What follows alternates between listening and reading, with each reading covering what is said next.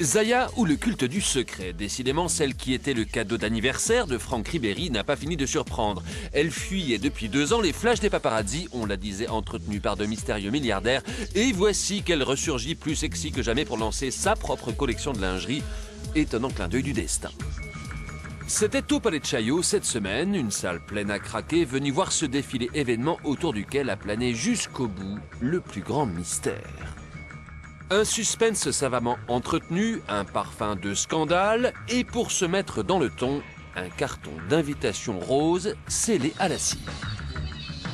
Montrez-moi le carton, C'est celui-là, tout rose, tout glam, tout joli. Vous avez des cadeaux là-dedans? Racontez-moi. C'est la sculpture. Le corps de Zaya. Le corps de Zaya en Chocolat blanc. Une femme chocolat qui a fait fondre Karl Lagerfeld, qui la compare à Coco Chanel, rien que ça. Des déclarations tonitruantes et un culte du secret qui font mouche, Zaya fait le buzz.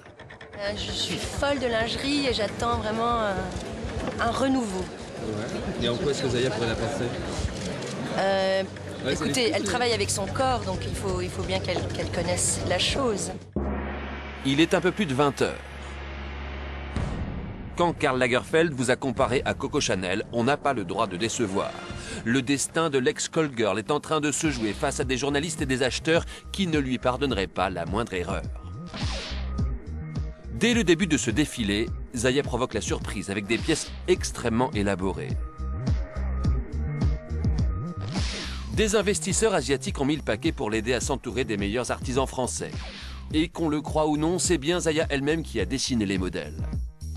Une collection étonnamment maîtrisée. Hommage parfois décalé au corps de la femme, un côté léger, frivole, coquin et plein d'humour. Une collection pour les femmes qui aiment papillonner. Après une quinzaine de minutes de défilé, c'est une Zaya sexissime, manifestement très intimidée, qui vient saluer le public.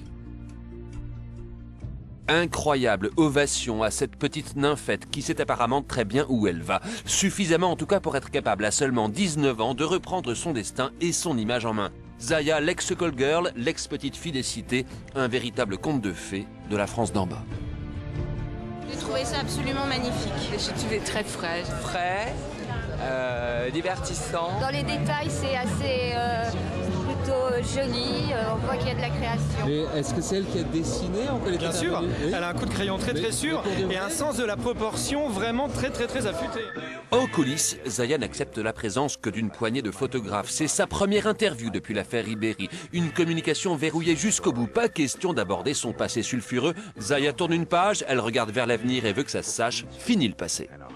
Fini le passé, oui, comme toutes les vies, il y a des tas d'étapes dans la vie et on passe à chaque fois. Depuis que je suis très jeune, j'ai toujours envie de créer une collection. C'était beaucoup d'investissement, oui, c'était beaucoup de préparation aussi. Et je suis très contente de voir tout ce travail, après avoir passé tellement de temps, se concrétiser ce soir. Je suis très heureuse et beaucoup d'excitation. Oui.